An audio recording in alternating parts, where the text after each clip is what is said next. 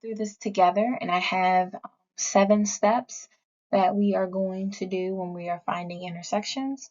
So in your notebooks, please write this problem down. We have x plus 3 times x minus 3 equals x minus 3. And we're going to use these two functions to find our intersections.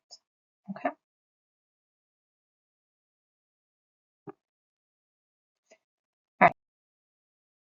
So the first thing that we're going to do is expand. So we have f of x equals x plus 3 times x minus 3, and our g of x is equal to x minus 3. So x minus 3, do we have to do anything to g of x? X minus 3. No, it's already expanded. We do have to expand f of x. Okay, and how do we do that? How do we make it from factored form to standard form? Correct. We multiply. So you guys can either do FOIL or the box method. Either one is fine, but we do have to do one or the other. I'm going to do the box method.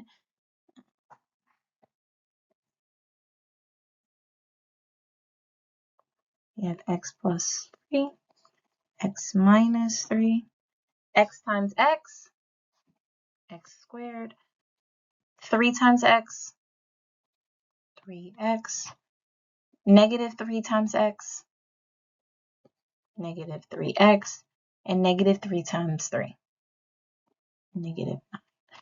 Are there any like terms that I can combine?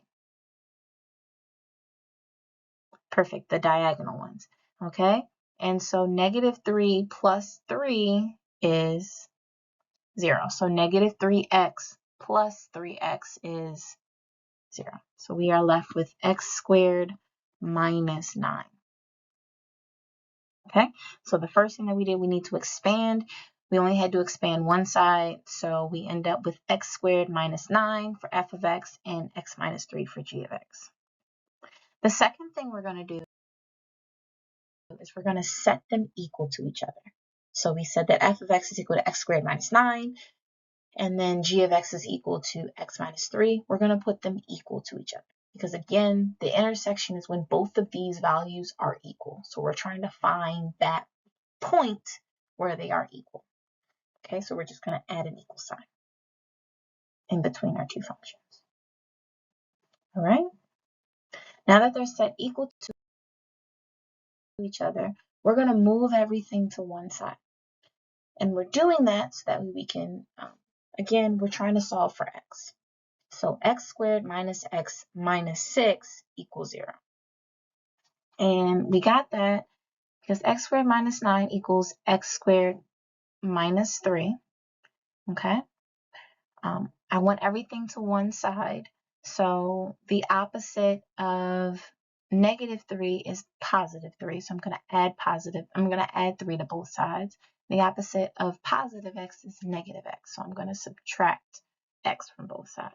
So I end up with x squared plus 0x as a placeholder minus 9 minus x plus 3 is equal to x minus 3 minus x plus 3.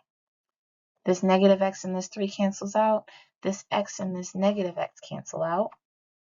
X squared is just bring it down. 0x minus x, I end up with negative x, and negative 9 plus 3, I end up with negative 6 equals 0.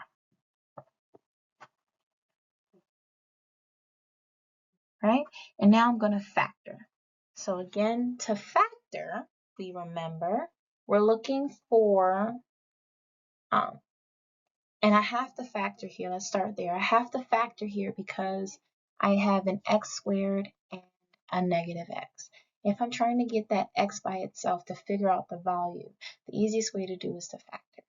Okay, is to figure out what two values, x plus something or x minus something or x whatever, can I multiply together to get that trinomial x squared minus x minus 6. Okay, so I'm going to figure out what are my factors of negative 6. What values can I multiply together to get negative 6 that I can then add together to get negative 1. Okay, so what can I multiply together to get negative 6 that I can then add together to get negative 1? And if you look at my table, correct. So we have 2 and negative 3. 2 times negative 3 equals negative 6, and 2 plus negative 3 equals negative 1. All right, and so I'm going to show you the same thing on the next slide, but it's just everything that you need to write down. So the factors are x plus 2 times x minus 3 equals 0, because if I multiply that out with the box method, then when I get x squared minus 3x plus 2x minus 6, which when I add them together, I get negative x and I get negative 6. Negative x and negative 6. So x squared minus x minus 6. Okay.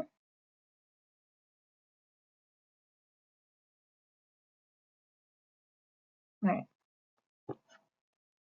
The next thing I'm going to do is I'm going to solve for x. So similar to our zeros, I need to figure out what value of x is going to make this true. So what plus 2 equals 0? Negative 2. Or I can do the opposite. If I have x plus 2, I'm going to subtract 2 from both sides. This cancels out. I get x equals negative 2. Same thing for negative 3. This would be plus. The opposite of negative 3 is plus 3. So I'm going to add 3 to both sides, and I end up, this cancels out, and I get x equals 3. So x is equal to negative 2, and x is equal to negative 3. I'm sorry, positive 3. Okay. Now I'm going to plug those values of x into one of my functions to figure out what my value of y is. Again, I want to find the point of intersection. At what point do those values intersect? So if I'm going to plug it into either one of these functions because, again, they're equal at that point. So f of x is going to equal g of x at that point. So it doesn't matter which one I plug it into. I just have to plug it into one. I am always going to choose the easier one because I'm lazy. So g of x is easier. F of x, I have to do a couple of things, but g of x, all I have to do is subtract 3. Pretty straightforward. So if it were me, I would just do g of x. But just to show you that you get the same thing, I'm sorry. So g of x, you have negative 2. Negative 2 minus 3 is negative 5. And g of 3, 3 minus 3, g of 3 equals 0. Okay?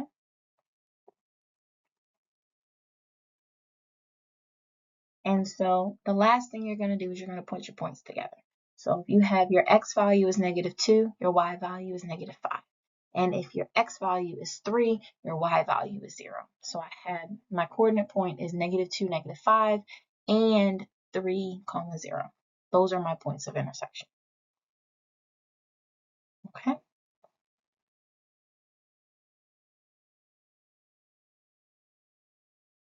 Give you guys a second to write this down. Okay. So the full disclaimer. I know it's 7 steps. I know it sounds like it's a lot, but you will not use every step every single time. Okay? But that is the order that you want to follow every single time. Because as long as you follow that order, you will do everything that you need to. Okay? And let's see this in action. So if I have f of x is equal to x squared minus 9 and g of x is equal to 0, okay? Do I have to expand anything? And I would write this down as well. Do I have to expand anything? No, they're already straightforward in standard form. I do have to set them equal to each other. So I did that. Do I have to move anything? No, everything is already on one side. I do have to factor. And does anybody notice what this one is? Correct. It is the difference of perfect squares. So what times what is going to give me 9? 3, right? So because we know the rule, we know that the middle term is going to cancel out. So we have x minus 3 times x plus 3 is going to equal 0. I factored it. If I'm solving, then correct. I have x equals positive 3 and negative 3. So I did that. I'm going to plug it in. Again, which one do you guys want to do? All right, I mean, g of x looks pretty straightforward. It's always going to equal 0. So g of negative 3 equals 0. G of positive 3 equals 0. So I plugged it in. And now my coordinate pair, I have negative 3, 0, and I have positive 3, 0. And I've solved it. So these are my points of intersection. Beautiful. I want you guys to start this one. You guys are going to expand it. So this half of the room is going to expand f of x. This half of the room is going to expand g of x. And then we are going to work together to solve this one. All right, so take a few seconds, work with your groups, work by yourself. And again, the left half of the room is going to expand f of x. You can do either the box method or FOIL. And then this half of the room, the right side, is going to do g of x. You guys are going to expand it. You can either do box method or FOIL. All right, and then we're going to come together and talk about it.